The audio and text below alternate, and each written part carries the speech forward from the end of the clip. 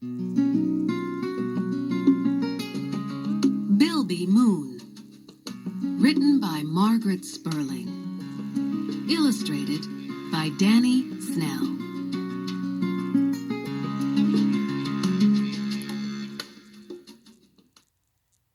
Now it's time to hear the story. Click on the green arrow when you want to go to the next page. Click on me if you want the pages to turn by themselves.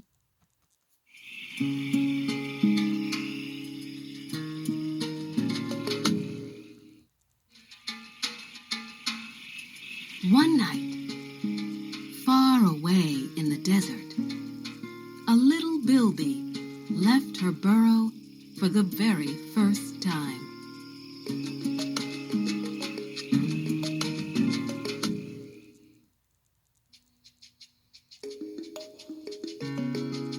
She sat still, her ears alert, her nose twitching. She liked the sweet smell of the cool night air and the soft warmth of the sandy soil.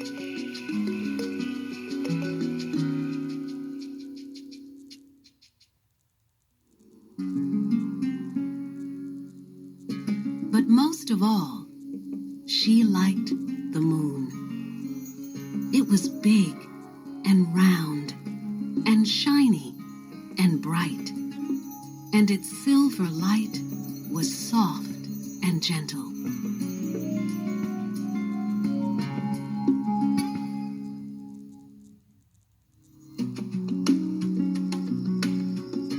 Each night, when she left her burrow, she looked up to greet the moon.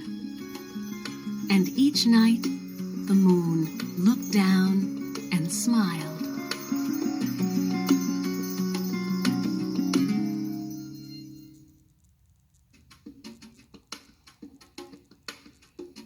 But then, one night, the moon didn't smile. Little Bilby was worried. A piece of the moon was missing.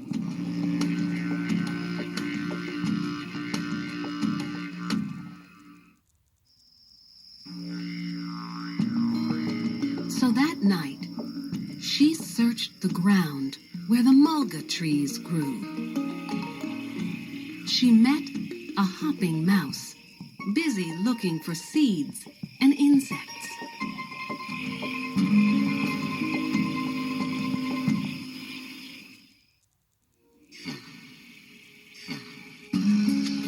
"Oh, hopping mouse," said little Bilby, "have you seen the moon tonight? A piece of it is missing."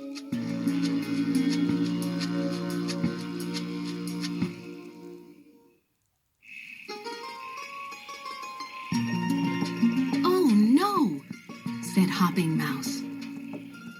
"I will look in the spinifex grass. If I find it, I will tell you."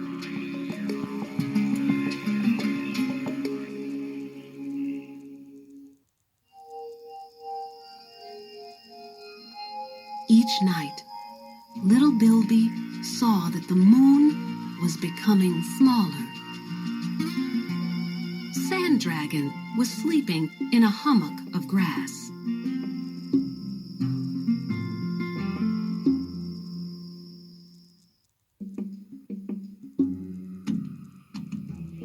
He was a wily daytime creature. Perhaps he would know what was happening.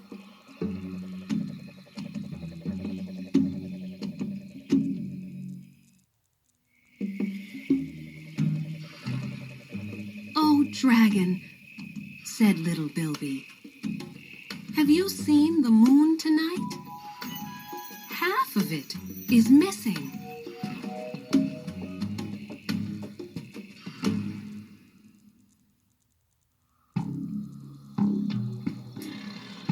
"Oh, dear," said Dragon sleepily. "I will look tomorrow. If I find it, I will tell you."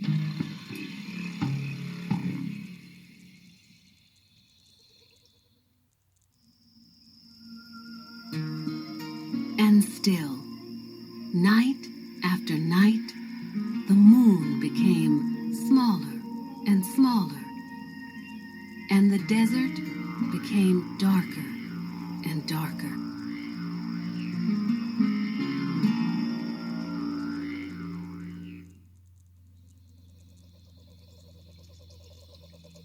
Echidna was scrabbling noisily in the dirt.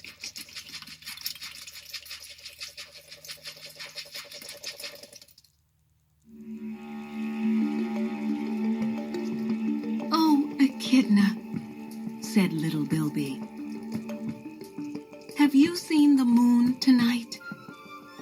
More than half of it has disappeared."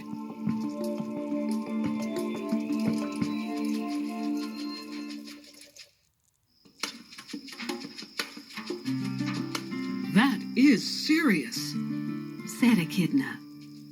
"Perhaps it has fallen into an ant nest. If I find it, I will tell you."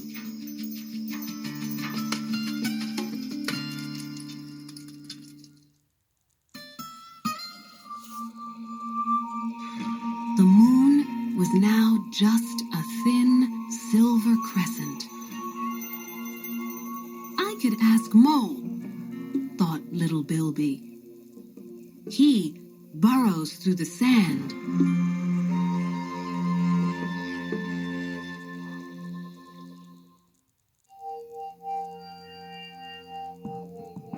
If pieces of the moon are buried, he might find them. "Oh, Mole," called little Bilby loudly, "have you seen the moon tonight?"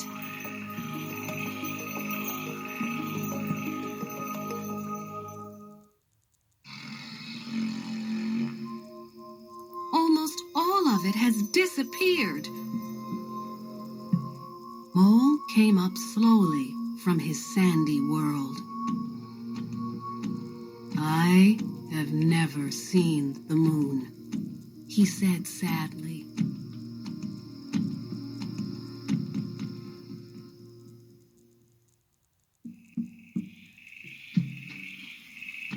"But I have heard that it is very beautiful.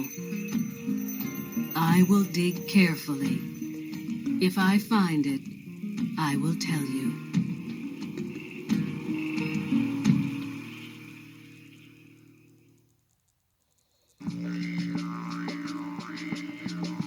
The moon was very small. Not far away, Froglet was chirping.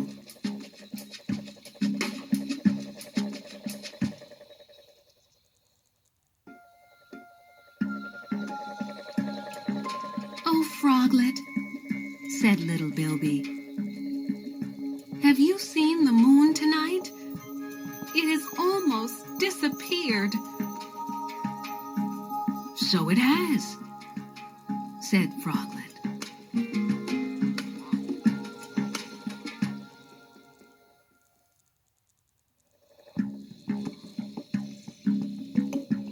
"I will call loudly and ask other froglets if they have seen it. If I find it, I will tell you."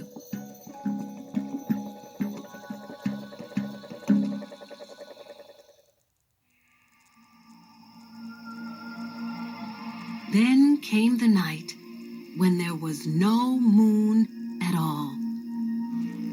Little Bilby looked into the vast night sky. Where was the moon?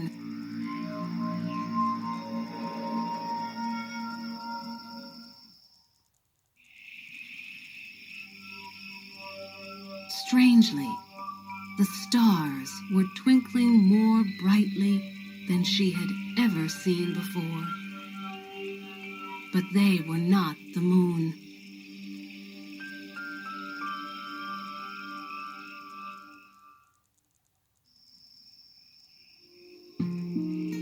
Little Bilby felt sad, but she didn't give up. She searched high. She searched low.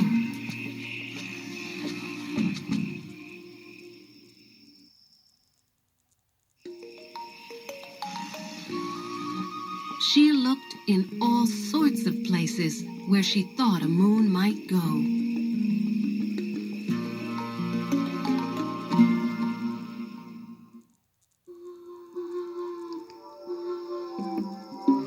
"What are you looking for, little Bilby?"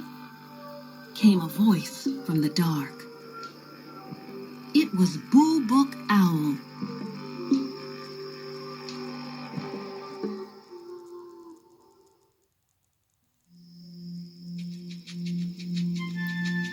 "I am looking for the beautiful, round moon," said little Bilby.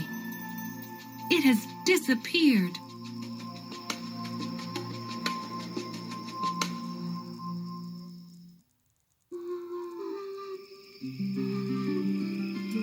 "The moon hasn't really disappeared," said Owl. "Sometimes we can see it. Sometimes we cannot. It will come back soon."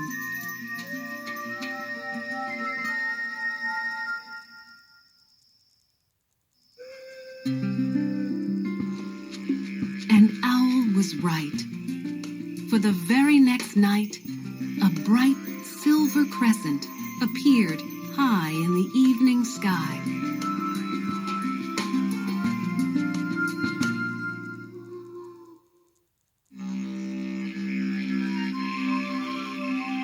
And each night, the moon became bigger and bigger, and the moonlight became brighter and brighter.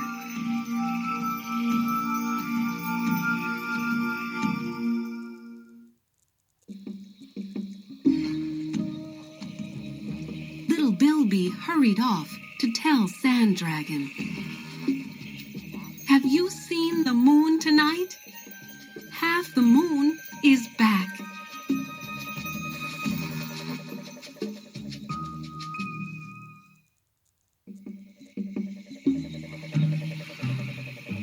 Poor Dragon was confused. First, half the moon was missing. Now, half the moon was back.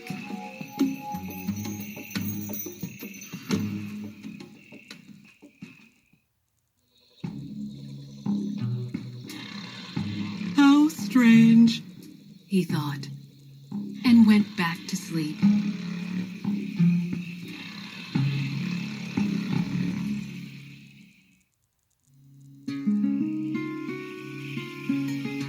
Then one night, as the sky darkened and one by one the stars appeared, the beautiful round moon came back.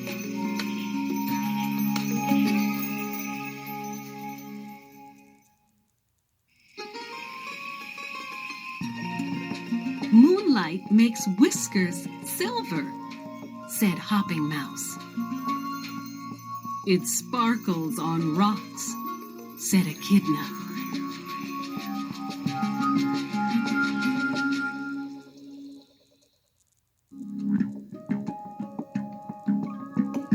"It glistens on dew," said Froglet. "I am glad the world has a moon," said little Bilby.